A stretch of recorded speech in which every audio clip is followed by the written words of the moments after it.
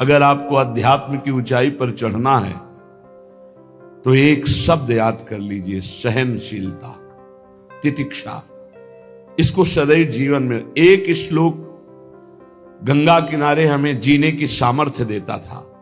जब कभी हमें प्रतिकूलता, दुख प्राय मिलते ही थे तो ये श्लोक, यम ही न व्यथ्यन्ते ते पुरुषम पुरुषर्षभ सम दुखा सुखाधीरम स्व अमृतत्वाय कल्पते। वो अमृत पद का अधिकारी हो जाता है जो आए हुए सारी व्यथाओं को, दुखों को मौन होकर सह लेता है, वो भगवान को प्राप्त होता है। जहां कोई कष्ट होता, बस यम ही न व्यथ्यन्ते ते पुरुषम पुरुषर्षभ सम दुखा सुखाधीरम स्वमृतत्वाय कल्पते। हमें सहना है, हमें भगवत प्राप्ति करनी। अरे छोड़ो, इसने मारा, इसका कर्म जाने, चलो आगे, चलो आगे बढ़ो। भूख प्यास, गर्मी सर्दी, मान अपमान, दुख सुख, ये सब इस मार्ग के यात्री को मिलते ही है। और जो इसको सह गया वो जगत पावन करने वाला महात्मा बन जाता है। वो मम भक्ति युक्तो भुवनम पुनातु, लोक के लोक को पावन कर सकता है जो भगवान के चरणारविंद में अपने चित्त को अर्पित कर दिया। इसलिए दुखई हृदयत, चाहे जितना दुख पड़े प्यारे, किसी से मत कहो, किसी से मत, चुपचाप मौन होके सह जाओ। तुम्हारा स्वामी विधान करके तुम्हें दुख भेजा है तो बहुत बड़ा उसमें कोई सुख है। वो मंगल भवन है, तुम्हारा मंगल होने नहीं दे सकता। दिखाई दे सकता है कि अब अमंगल हो गया हमारा, अमुक अमुक अमुक, कुछ नहीं। धैर्य पूर्वक अपने मार्ग में सीधे चलते रहो। उसका विधान आया है, वो दुखद हो या सुखद, सुखद है तो हर्षित मत हो, दुखद है तो शोकित मत हो, आगे बढ़ो। देखो ये अध्यात्म है, ये कमर कस लो कि इस जन्म में मुझे इस भव समुद्र से पार होना ही है। ये जो कमजोर दिल के होते हैं ना, अनुकूलता जहां मिली तो बोले जब से हमने भक्ति शुरू की सब काम चकाचक बन रहे। ये भक्ति का फल नहीं है, भूल मत करना। ये तुम्हारे सुकृत चल रहे हैं इसलिए है। और जिस दिन दुष्कृत का फल आएगा उस दिन भक्ति करते हुए भी कदम रखना मुश्किल हो जाएगा, पग पग पर तुम्हें दुख मिलेगा। इस सिद्धांत को समझ लीजिए तो कभी आप निराश नहीं होंगे, शूरवीर होकर आगे बढ़ते रहेंगे। जो हमारी भक्ति ये नई फसल है और इस फसल की जो आनंद वृत्ति है वो भगवदानंद है, ज्ञानानंद है, अखंडानंद है, प्रेमानंद है। वो ये भोगानंद नहीं है, विषयानंद नहीं कि भगवान की बड़ी कृपा जो चाहो भोग मिल गए। ये सुकृतों के फल है। ये सुकृत और दुष्कृत दोनों को यही नष्ट कर दो और निकल चलो भगवान की परम धाम में, जहां नित्य सेवा सुख का आनंद सहचरियां ले रही है। श्रीपाद कह रहे, संतर्जयस ताड़यन, कोई मुझे बहुत डांटे, भर्त्सना करे और ताड़यन, पिटाई भी कर दे, मुझे कुछ कभी शिकायत नहीं करनी प्रभु से। देख रहे हैं ना, वो उन्होंने विधान किया है ना कि इसको पीटो, तो हम चुपचाप पीट लेंगे, किसी से नहीं कहना। रहीमन मन की मन व्यथा रखिए मन में गोए, सुनिठ लई हैं लोग सब बांटने। इसीलिए असंगो हम, असंग किससे कहें अपने दुख सुख की बात। अपना दिल तो दिलवर को दे दिया, जो बीते सो दिल तो उनके पास है, वो तो जाने दुख सुख की बात, हम क्या जाने। हम तो बस आपके हैं। मौन, अपने विषय में न सुख की बात करे न दुख की। मौन बात करे तो प्रभु की करे, नहीं तो मौन मान लीजिए। अगर ये मौन आप धारण कर लेंगे तो निकल जाएंगे माया से, नहीं तो किसी की निंदा कर देंगे, किसी का ऐसा कटु वचन बोल देंगे, परुख वचन बोल देंगे, भजन छीण हो जाएगा, भजन करने की वृत्ति नष्ट हो जाएगी। सैकड़ों लोगों के प्रश्न है कि पहले भजन अच्छा होता था अब नहीं होता। उसमें दो बातें होती है, एक तो भजन की ऐसी भूख बढ़ गई है कि अब उतने भजन से नहीं और भजन होना चाहिए। ये उत्तम महापुरुषों की कृपा पात्र भक्तों की वृत्ति होती है। और एक होता है कि आपसे वैष्णव अपराध बन गया, कुसंग हो गया, इस कारण से ऐसा। अगर आपके हृदय में कोई दोष वृत्ति नहीं हो, फिर भजन में ऐसा लगता है कि मेरे से बहुत कम भजन होता है, वैसा भजन नहीं होता जैसा होना। ऐसा बड़े बड़े महापुरुषों को भी अनुभव होता है। ये कोई निंदनीय बात नहीं है, वंदनीय बात है। पर वास्तविक यदि भजन नहीं हो रहा है, वास्तविक यदि आपका रुक गया है आनंद, तो आप ढूंढ लीजिए, आपका भोजन गलत है, आपका संग गलत है, आपने कोई वैष्णव निंदा की है, बस यही कारण है। यही खोज लेना, यही सुधार कर लेना, किसी से क्षमा याचना की जरूरत नहीं। अंदर देखो और आचार्य गुरु से प्रार्थना करो, सब ठीक हो जाएगा। बड़े कृपालु हैं, जिन्होंने अपराधी मुझ जैसे को घसीटा तो अब अपराध बन जाएगा, तो थोड़ी छोड़ देंगे वो। विश्वास कीजिए, उन्हीं से प्रार्थना कीजिए, नाथ यदि आपको अपराध मोचन कराना है तो भेज दीजिए मुझे उसके पास, या उसको बुला दीजिए, मैं पैर पकड़ लूं, हाथ जोड़ लूं यदि अपराध बन गया है, और यदि आप चाहें तो आप क्षमा कर दें, आगे से सावधान रहेंगे। बड़े कृपालु हैं प्रभु, क्षमा कर देते। भजन की वृत्ति को रुकना ये सहन मत कीजिए। समय नहीं है कि आज नहीं तो कल भजन चल पड़ेगा, नहीं, तुरंत वाचिक में आ जाइए, तुरंत वाणियों का गायन कीजिए, नाम कीर्तन कीजिए, ढूंढिए अपराध क्या बना जो आंतरिक हमारा भजन रुक गया, और प्रभु से प्रार्थना करके उसको चलवाइए। वो बड़े कृपालु है, क्षमा कर देंगे। अगर आपने प्रगट में किसी का अपराध किया और वो उपस्थित हो तो जाओ, उनके चरण पकड़ो, उनसे प्रार्थना करो। भजन का रुकना सहन मत करो। बहुत कठिन है भजन करके भगवत प्राप्ति करना। वो हमारे अंदर सरलता पूर्वक भजन चल रहा है, उसको बचाओ। किसी की निंदा मत करना, किसी की अवहेलना मत करना। तुम्हारी कोई निंदा करे, तुम्हारी अवहेलना करे, सह जाना, कह रहे हैं इसमें, कह रहे संतर्जय ताड़यन बंधनन। यदि वो कहीं मुझे बांध दें, मैं बंधना में स्वीकार कर लूंगा। ऐसा भक्तों को कोई बांधता है क्या? हाँ, बांध देते हैं। तितिक्ष ब्राह्मण की कथा में पढ़िए, उसको बांध दिया। एक सखी बहुत भजनानंदी थी, उसके परिवार के लोग रोज उसे पीटते थे और उसे बांध देते थे। सखुबाई नाम उसका सखी का था। एक सखी बहुत नागरीदास जी के संग में रहकर भजन की वृत्ति उच्च कोटि की सीखी थी, भागमती बाई। उनके पति ही उनके ऊपर सैया लगाकर नई नवीन रानी के साथ बैठते हुए सब पिटाई करते, इतना कष्ट देते, पर वो उच्च कोटि की ऐसी महान वक्ता, परम सिद्ध बरसाने के जो वास करने वाले अपने नागरीदास जी थे, हरिवंश महाप्रभु के शरणागत, उनके सत्संग से ऐसी उच्च कोटि की दशा प्राप्त हुई, उसे कोई फर्क नहीं पड़ा। उसके कष्ट देने के लिए उसके ऊपर सैया लगाते, राजा थे, और नवीन रानी के साथ उसके ऊपर बैठते, उपद्रव करते, मारते, पीटते, लेकिन वो सम रहती। संतर्जय ताड़यन बंधनन, शांत। वो देख रहा है, बस तुमको यही सोचना, वो देख रहा है, मेरा स्वामी देख रहा है। वो देखते हुए मौन है ना, वो चाह रहा है ना, तो तेरा किया मीठा लगे। बस बात समझ लो, इतना तो बहुत बड़ी वस्तु प्राप्त होगी, बहुत बड़ी। एक मिट्टी जब कुम्हार को अर्पित हो जाती है तो पीट पीट कर एक छोटा राई भर भी दाना नहीं रहने देता, क्योंकि राई भर भी अगर दाना रहा वहीं से मटकी फूट जाएगी, राई भर भी अहंकार रहा वहीं से भक्ति रस निकल जाएगा। पीट पीट के उसको एकदम बराबर, फिर भी चैन नहीं, जल डाल के रौंदा, फिर भी चैन नहीं, हाथों से मल कर अपने अनुसार बनाया, फिर चाक पे चढ़ाया, जो चाहा आकार दिया, सूर्य के ताप में तपाया, फिर उसको दहकते हुए आवे के बीच में रख के पकाया, फिर उसमें रस रखने लायक क्षमता आ गई उस मिट्टी में। ऐसे ही हम जब संत महापुरुषों को, श्री भगवान को समर्पित होते हैं तो ये सब होगा। रस रखने लायक हृदय तभी होता है जब आवे में तपता है, इसलिए तैयार रहो। तभी नागरीदास जी ने कहा, बड़ो ही कठिन है भजन ढिग डरिबो। एक सूरवीर योद्धा की तरह जैसे उसके अंग घाव से युक्त होते हैं, वो कदम पीछे नहीं आगे ही बढ़ाता है, ऐसे भजनानंदी चाहिए। चाहे मुझे चोर कहा जाए, पतित कहा जाए, गाली दिया जाए, मुझे मारा जाए, बांध लिया जाए, तो भी मैं भगवान पर दोषारोपण नहीं करूंगा। मैं यही निश्चय करूंगा, प्रभु मेरे देख रहे हैं, जोई जोई प्यारो करे सोई मोई भावे, उनका विधान परम मंगलमय है। अंतः क्लेश मतीव दुस्सह तरम प्राप्नोति नाना विधि। मुझे अंदर से भी बहुत पीड़ा दी जाए, काम पीड़ा, क्रोध पीड़ा, लोग बाहर से तो ये दिया जाए और अंदर से भी ये दिया जाए, तो भी हे प्रिया जो आपसे नहीं कहूंगा। प्रेम में कभी शिकवा शिकायत नहीं होती, ना इष्ट से और अपने प्रीतम के विधान से दिए हुए कष्ट को हम दूसरे से कह दें? धिक्कार है हमारी प्रीति को।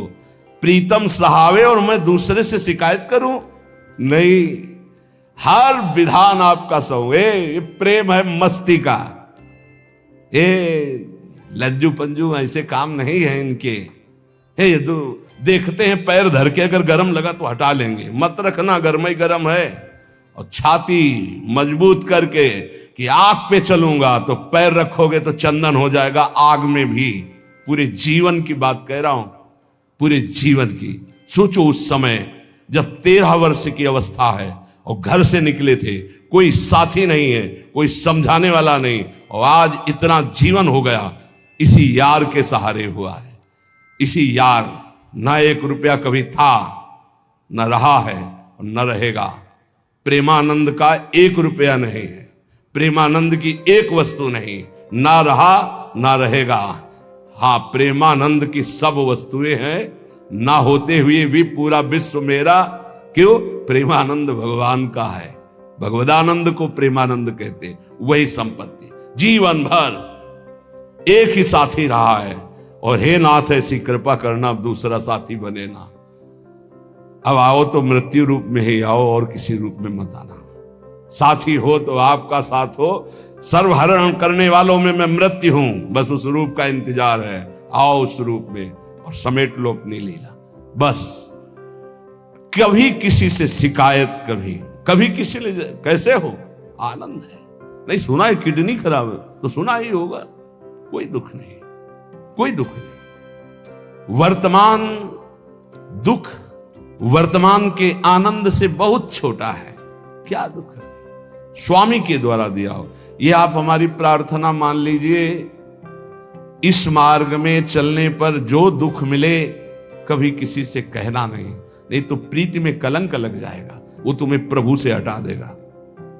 नहीं, रहीमन मन की मन व्यथा रखिए मन में गोए, सुनिठ लई है लोग सब बाट न लिए। ये भगवत मार्ग शूरवीरों का मार्ग। कभी अपनी अंतर व्यथा को किसी से मत कहो। जीवन में अगर कोई हमें कष्ट दे रहा है तो हमारा कर्म है, ना कि कोई व्यक्ति। ये बिल्कुल सिद्धांत तक चर्चा समझ लो। वही व्यक्ति जो मुझे द्वेष करता, वही व्यक्ति जो मुझे कष्ट और दंड देता, वही व्यक्ति प्रणाम करके छाती से लगाकर आंसुओं की धारा से अभिषिक्त किया, तो वो व्यक्ति था या कर्म? जब कर्म भोग हो गया तो वही हृदय से लगा के अश्रुधारा से क्षमा कीजिए, बहुत ऐसा नहीं, आप तो बड़ी कृपा की। व्यक्ति कभी कष्ट नहीं देता, मेरा कर्म उसके ऊपर सवार होकर मुझे दंड देता है। इसलिए मैं किससे कहूं? अपनी जबान से दांत कट जाए तो किससे कहूं? ये जो दांत, इससे जबान हमारी पीड़ा को किससे कहूं? अपने हाथ से चोट लग जाए किसको कहूं? ऐसे सब आत्मस्वरूप हैं। हमारा कर्म ही उनके ऊपर सवार होकर हमें दंड दे रहा है। इसलिए भाई, श्रीपाद का सिद्धांत जो कह रहे कि अगर भगवत प्रेम प्राप्त करना है तो मुंह बंद। 22 बाजार में कोड़े मारे गए, एक बार भी श्री कृष्ण से नहीं कहा। पूज्य भाई जी महाराज के जीवन कष्टमय, कभी श्री कृष्ण से नहीं। बाबा नहीं सह पाए, बाबा ने श्री कृष्ण से कहा, श्री कृष्ण चंद्रजू से, ये क्या है, इतना कष्ट क्यों दे रहे हो उनके शरीर को? तो मुस्कुरा दिए, बोले मैं नहीं दे रहा हूं, ये तुम्हारे कर्म का फल भाई जी भोग रहे हैं। ऐसा? बोले हाँ। सीधे अस्पताल गए, भाई जी से कहा, ये आप हमारा प्रारब्ध क्यों भोग रहे हैं? तो कहा, आज ये कौन सा खेल रच रहे हो बाबा, क्या बात कर रहे हो? जीव का अपना कर्म भोगना होता है, किसी और का निजीकृत कर्म भोग? तो उनका आप हमको बहका नहीं सकते, हमें परम तत्व से पता चला है कि आप हमारे कर्म। तो हंस दिए भाई जी और बोले, देखो हमें कोई फर्क नहीं पड़ता, आपको फर्क पड़ जाता। आप चढ़ो, जिस साधना की चढ़ाई पर चढ़ रहे हो चढ़ो, मंगलमय श्री कृष्ण तुम्हारी यात्रा को पूर्ण करें। हम तो अस्पताल में पड़े पड़े प्रिया प्रीतम के साथ खेल रहे हैं, कोई फर्क नहीं पड़ रहा। ये बड़े महापुरुषों ने अपने कष्ट की तो बात जाने दो, दूसरों के कष्टों को लेकर भोगाए। हम जरा सा कष्ट आ जाए तो बोले हमारी अंदर श्रद्धा थी अब खत्म हो रही क्योंकि कष्ट आने लगा। उसमें भगवान का क्या दोष है? वो तो बड़े कृपालु हैं कि ऐसे पापात्मा होने पर भी मुझे महात्माओं का संग दिया, धाम का वास दे रहे हैं, नाम जपवा रहे हैं। अब हमारे पूर्व प्रारब्ध हमें कष्ट दे रहे हैं, इस समय भी वो हमें दुलार कर रहे हैं। जीव समझता नहीं, केवल दोषारोपण भगवान और भगवत मार्ग पर कर देता है। इसलिए उपासक को अंतः क्लेश मति व दुस्सहतरम, ये जो आप काम क्रोध से जल रहे हो ना, ये तपस्या है, इसका बहुत बड़ा लाभ मिलेगा। और अगर भोग रहे हो ना, गिर रहे हो, पतित हो रहे हो, तो वो सुख नहीं, वो शांति नहीं, वो विश्राम नहीं है। तो एक बात ध्यान रखना, इस शब्द को याद रखना। ऐसे रहने पर भी हमारे द्वारा जो भी, वो हमारे स्वामी ऐसे लेते हैं, जन अवगुण प्रभु मान न काऊ, दीन बंधु अति मृदुल स्वभाव। कल शाम के पूज्य परमहंस राम मंगलदास जी की वाणी का चिंतन हो रहा था, उसमें कह रहे हैं कि जो 30 मिनट भगवान नाम कीर्तन कर लेता, मेरी बात पर विश्वास रखना हो, उसको भगवत प्राप्ति होगी। 24 घंटे में 30 मिनट नाम कीर्तन कर लेता है और अन्य समय विस्मरण रखता है, तो 30 मिनट का नाम कीर्तन उसे भगवत प्राप्ति करा देगा। तुम्हें जो पाठ प्रिय हो, 30 मिनट पाठ कर लोगे, भगवत प्राप्ति हो जाए, कर लो। और बहुत पहुंचे हुए महापुरुष जिनके चरणों में अपार श्रद्धा है, आप लोग तो रात दिन लगे, आपको भगवत प्राप्ति नहीं होगी। चूक हो जाएगी तो जन अवगुण प्रभु मान न काऊ, दीन बंधु अति मृदुल स्वभाव। अग्नि की ज्वाला के समीप रुई का पहाड़ कितनी देर टिकेगा, कितनी देर टिकेगा, उसके ताप में झुलस जाएगा। ये अग्नि की ज्वाला है भगवान नाम कीर्तन, भगवत यश गुणगान। तो जैसे किसी को लगे कि वो नाम जब भी करता है वो रुचि पूर्वक पाप करता है, असंभव।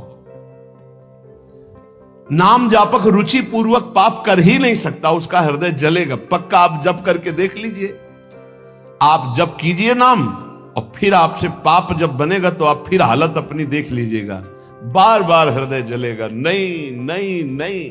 तो एक दिन वो नहीं सिद्ध हो जाएगा और आप निर्विकार हो जाएंगे। इसलिए अंतः क्लेश, अगर बुद्धि मति हो, अति अंदर क्लेश आ रहा है, कभी काम आ रहा है, कभी क्रोध आ रहा है, कभी लोभ आ रहा है, कभी मोह आ रहा है, ये आता रहेगा जब तक भगवत साक्षात्कार नहीं होगा। ऐसा मत समझो कि 2-4 महीने जप करेंगे तो हम सिद्ध हो जाएंगे, ये आता रहेगा। ये बहुत भागवतिक शक्ति से संपन्न है विकार, कोई साधारण नहीं है कि तुम माला जपोगे वो नहीं आएगा। माला जपते समय ही आएगा वो। ये भागवतिक शक्ति से संपन्न, काम क्रोध लोभ मोह तब त्रिभुवन को परास्त कर रहे हैं। ये भगवान के पावर से शक्तिमान है। तुम्हारा अहंकार जब गलित हो जाएगा तो इनका आना ही बंद हो जाएगा। जब तक अहंकार रहेगा तब तक ये आते रहेंगे। तो जो तुम्हारे अंदर जलन हो रही, मत कहो किसी से, सह जाओ, यही तपस्या हो जाएगी, यही भगवान की प्राप्ति का हेतु हो जाएगा। प्रभु के लिए थोड़ा कष्ट सहकर आप आगे बढ़कर देखिए वो कितना आपको प्यार देते हैं। यही कष्ट सहना है, आंतरिक विकारों को सहना, बाहरी प्रहारों को सहना, कभी किसी से ना कहना, ये भक्तों का स्वभाव। मौन, इसीलिए वाणी से मौन, कुछ ना बोलना। हमने एक संत भगवान को देखा, 22-23 वर्ष पहले वृंदावन में कच्चा मार्ग था, एक बोरा रखते थे, ऐसे पागलों जैसा भेष था। तो जब रात्रि के 11 बजे वापस यमुना किनारे से प्रसाद पाके यमुना किनारे गए, यमुना किनारे से जब लौटते थे तो उनको देखते थे अकेले वो बैठे, उनकी मुद्रा देख के लगता था भगवदानंद में डूबे हुए। नजदीक बैठे, बोरा उठाया, चल दिया। हम भी पीछा छोड़ने वाले थे नहीं, पीछे तो उनका क्या बात है, क्यों पीछे? अब संत वेश हमारा भी तो मर्यादा से ही बोलेंगे, कुछ नहीं, केवल जानना चाहते हैं आपको। तो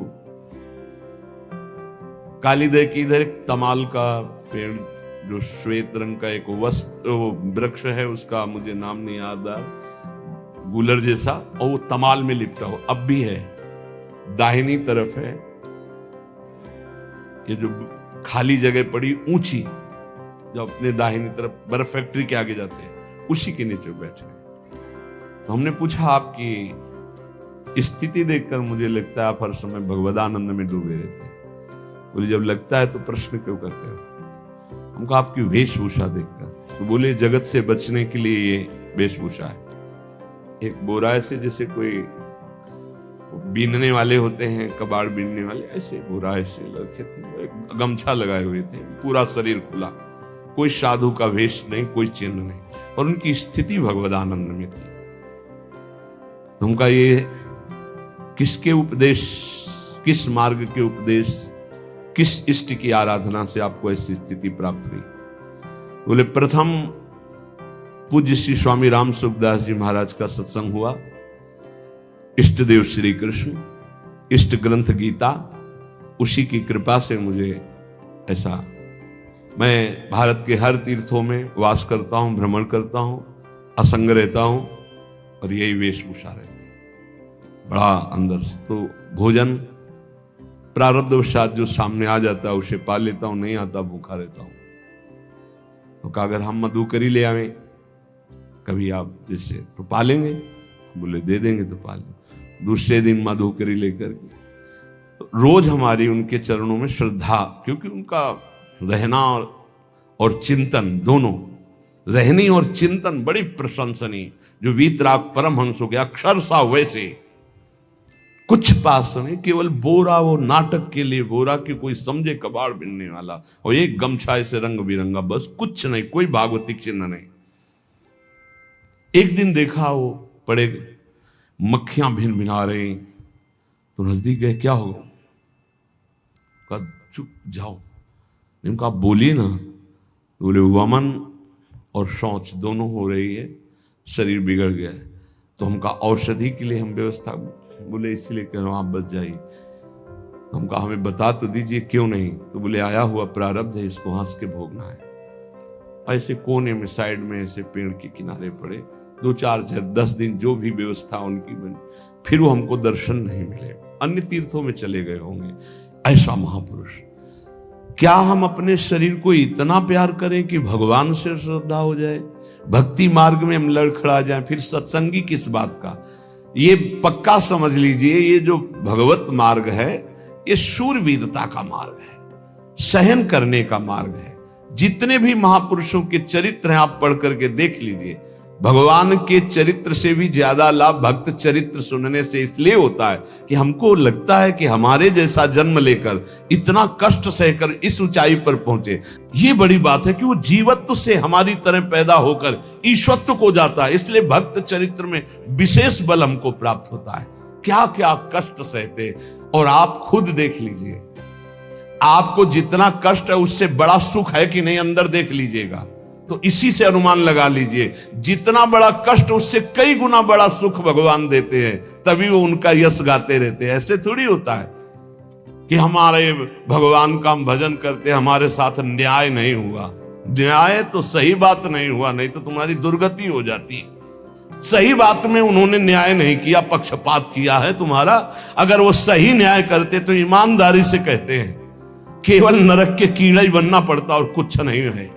खूब देख लो, डबल चेहरा होता है, एक सामने का चेहरा देख रहे हो और एक एकांत का चेहरा होता है, डबल चेहरा होता है। और भगवान डबल रखो चाहे तिबल, सब देखते हैं। सब हम बैठे हुए देख लो ईमानदारी से वृंदावन की भूमि में, एक चेहरा है जय श्री राधे, और एक चेहरा है जो राक्षस है अंदर बैठा।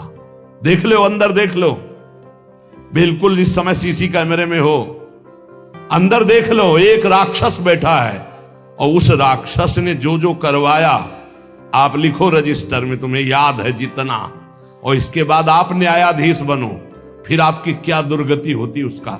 इससे ऐसे होता है, हे प्रभु, तभी त्राहिमाम मचता है, तब उनकी कृपा नजर आती है कि बोले भगवान ने न्याय नहीं किया। हम कहते सच्ची बात तुम कह रहे हो प्यारे, न्याय नहीं किया इसीलिए बचे हुए हो।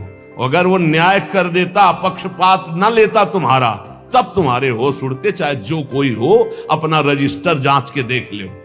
इसलिए कहते हैं कि सबकी जीवनी शुक्ल पक्ष की लिखी जाती है, कृष्ण पक्ष की तो केवल उसी की छाती जानती, दूसरा नहीं हृदय में जितने विकार, हृदय में जितना अंधकार, हृदय में जितना कूड़ा करकट, वो तो हम जानते हैं कि हमारी स्वामिनी की कृपा ने कितना निर्मल किया है। तब उनकी स्वामिनी जू मुझ जैसे अपराधी के अपराधों का विस्मरण करके आप ऐसी कृपा, तो आपको लगता है कि संतों की एक दैन्य भाषा होती है। नहीं, ईमानदारी से संत कभी झूठ नहीं बोलते। जैसे कह रहे हैं कि मौसम कौन कुटिल खलकामी, तो अंतर ये होता है कि आंख में जैसे थोड़ा पड़े तो बहुत बुरा लगता है, और पीठ में इतना बड़ा तिनका चला जाए तो कुछ समझ में नहीं आता। संतों का हृदय आंख जैसा होता है, थोड़ी सी भी गलती में हाय हाय मच जाता है। धिक्कार है तुम्हारे जीवन को, अपने को तुम क्या समझते हो, क्या है तुम्हारे अंदर विचार। और जो मलिन अंतःकरण वाला था, भारी भारी पाप करके भी उसको पश्चाताप नहीं होता। संत जनों को एक पाप की जरा सी वृत्ति की आभास स्फुरना, वो पूरा पाप नजर आने लगता है उनको, क्योंकि इतना निर्मल हृदय होता है। तो सच्ची कहते हैं कि जैसे घोड़ों की लगाम पकड़े हुए श्री कृष्ण अर्जुन की बैठे हैं, ऐसे अपने भक्तों की लगाम पकड़कर बैठ जाते हैं, तो यात्रा अध्यात्म की ऊंचाई की चलती, किसी की सामर्थ्य नहीं। इसलिए सब भक्त ऐसे तो आपको मिलेंगे।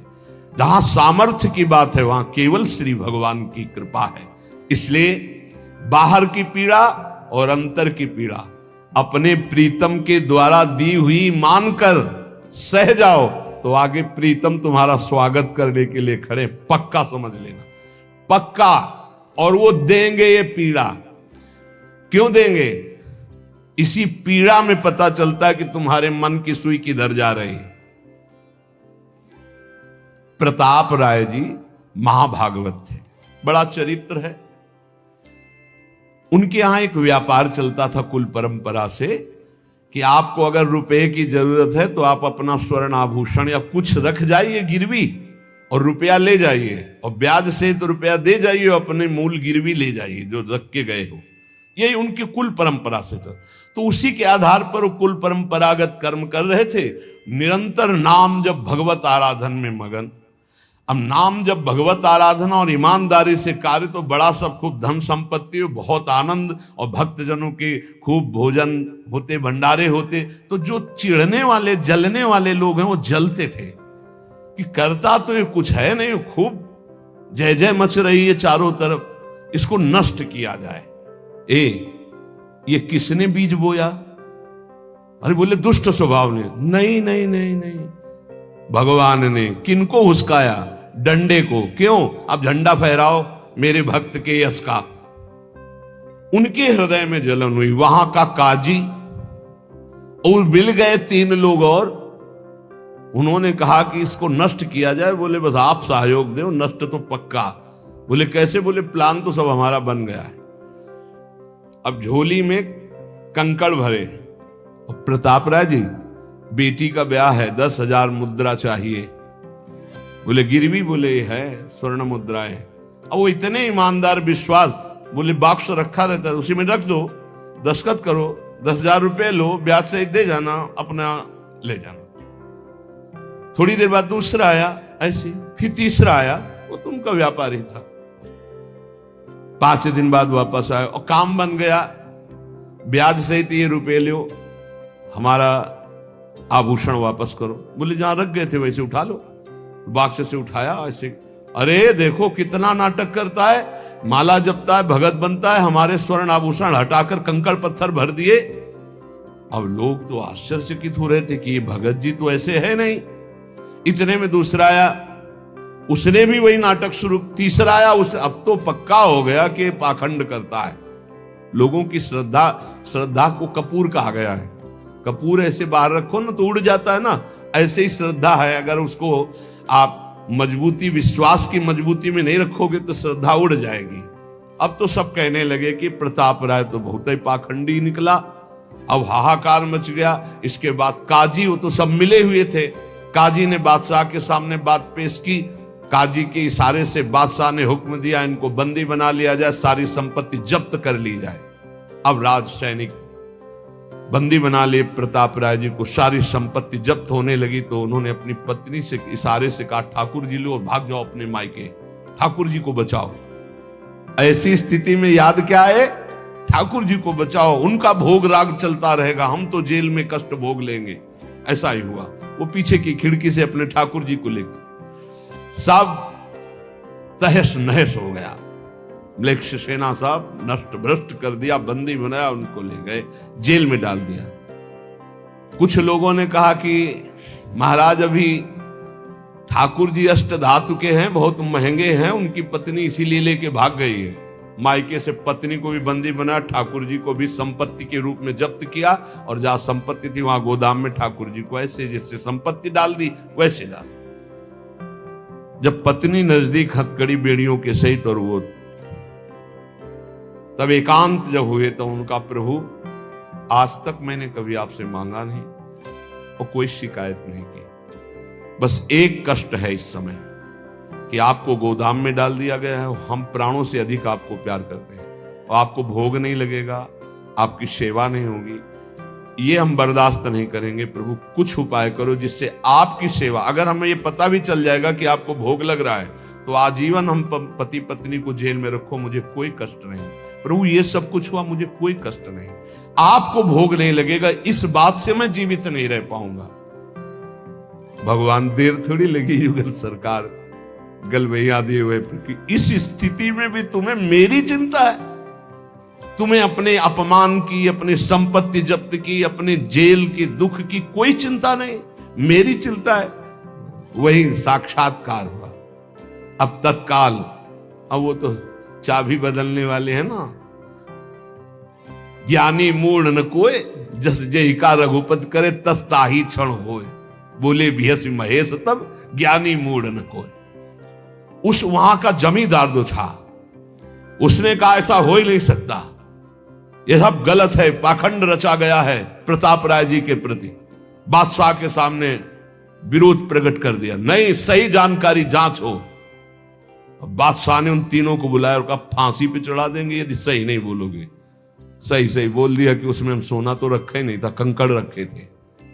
काजी की ये सब बात थी। काजी को दंड दिया गया, तीनों को बंदी बना लिया गया, प्रताप राय जी को पूरा नुकसान सहित सब अर्थ दिया गया और बड़ा सम्मान किया गया। फिर जीवन, ये घटनाएं भक्तों के जीवन में आती है किस लिए? भगवत साक्षात्कार कराने। भगवत साक्षात्कार जेल में प्रताप राय और उनकी पत्नी को हुआ। इसलिए उपासक को कितनी भी परिस्थिति कष्ट की आवे, वो तुम्हारे आनंद का वर्धन करने वाले बनेगी, विश्वास रख लीजिए। बस किसी से सहयोग मत मांगना और किसी को अपनी बात मत कहना। प्रताप राय जी ने किसी से भी नहीं कहा, कुछ भी नहीं बोले, केवल प्रभु से कहा कि आपकी सेवा अगर हमको कान में सुनने को मिल जाएगी कि आपका भोग लग रहा है तो मुझे कोई कष्ट नहीं होगा, लेकिन ये मैं नहीं सह पाऊंगा कि आप गोदाम में से, क्योंकि मैं जीवन भर आपको दुलार करता रहा हूं प्रभु। अब वही भगवत साक्षात। तुम्हारी सुई कहां जाती है मन की? कष्ट की स्थिति में कोई मित्र, कोई रिश्ते नातेदार, कोई पावर काम आता है या भगवान की तरफ जा? अगर भगवान की तरफ तो जीत गए, और अगर संसार की तरफ ऐसे भी मिलने, आप बिल्कुल फोन कर देना, हम तुम्हें अमर कर देंगे, नहीं फाड़ के फोन नंबर फेंक देना कि हम रखेंगे भी नहीं ऐसा नंबर। जब कोई नंबर नहीं होता तब हरि का नंबर लगता है। जिसके पास किसी का फोन नंबर नहीं होता उसका हरि का नंबर लगता है।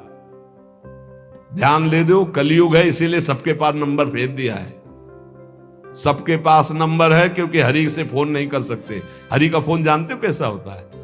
जब आर्थ होकर अनाथ भाव से असरण शरण कोई नहीं मेरा, तब हा नाथ, वो फोन नंबर भाव से मुझको पुकारे तो भाव से बेड़ा पार है, भाव पूरित टेर ही करती मुझे लाचार है।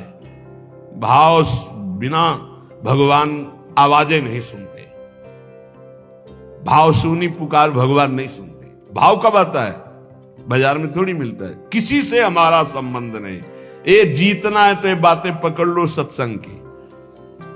कोई विपत्ति दुख आने पर अगर किसी का नंबर आपको याद आवे कि अगर हमें विपत्ति आएगी तो कौन सा नंबर याद आएगा? बोले अमुक का, उसको डिलीट कर दो। नहीं, अमुक का नंबर नहीं रखेंगे हम, श्री जी का। श्री जी का नंबर क्या है बताया तुम्हें? क्या है? बस कोई नंबर नहीं तो श्री जी का नंबर। हे लाडली, हे प्रिया जी, कोई है ही नहीं, अब अपना कोई है ही नहीं तो कौन है? सच्ची बताते हैं, एकदम नंबर। 1 घंटी में फोन उठा लिया जाता है, 1 घंटी। गजेंद्र ने जब देखा कि कोई मेरा सहयोगी नहीं, हारी री नहीं पहुंच पाया, काम हो गया। हरि पूरा नहीं कर पाए, काम हो गए। गोविंद यही प्रकट हो गए, वस्त्रावतार। ये नंबर है हरि का। जब तक पांडवों की तरफ, भीष्म की तरफ नंबर नहीं लगा, दांत तक पकड़ा, नंबर नहीं लगा, और जब छोड़ दिया, कहा गोविंद, बस नंबर लग गया। ये है भगवान को पुकारना, ये है भगवान तक आवाज पहुंचाना। कोई हमारा नहीं, यही तो हमारी साधना है। और यहां मान नंबर लिखे चले जा रहे हैं, व्यवहार बनाए चले जा रहे हैं, डायरी बनाए चले जा रहे हैं, इतने नंबर। अरे सब क्या करोगे, ये सब नरक पहुंचाएंगे नंबर। एक केवल हो हरि शरणम, बस सब काम बन जाएंगे। बोले नहीं, सहयोग होता है। इससे क्या सहयोग होता है? अगर बात बिगड़ जाए तो अंग रक्षक ही सूट कर देता है, और कौन? अंग रक्षक ही सूट कर देता है। अगर वो चाबी बदल जाए ना, तो रक्षक ही भक्षक बन जाता है। किससे रक्षा चाहते हो? जो काल का भी शासन करने वाला है, उससे रक्षा चाहो। देखो सच्ची बात, ये केवल प्रवचन नहीं कर रहे, हृदय की बात कह रहे। मान लीजिए मेरे प्रभु ऐसे, कोई महान नहीं है, वो जिसको महान करते हैं वही महान हो जाता है प्यारे।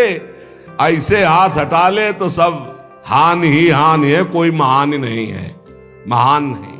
वो हटा ले तो बस उन्हीं से महान है। सच्ची कहते हैं, उन्हीं से बहाल है।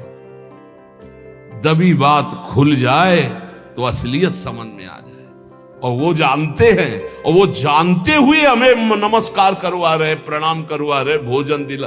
अरे जय बोलो उनकी।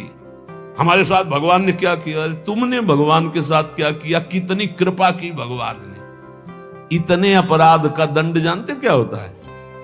पूरा जीवन बर्बाद हो जाए।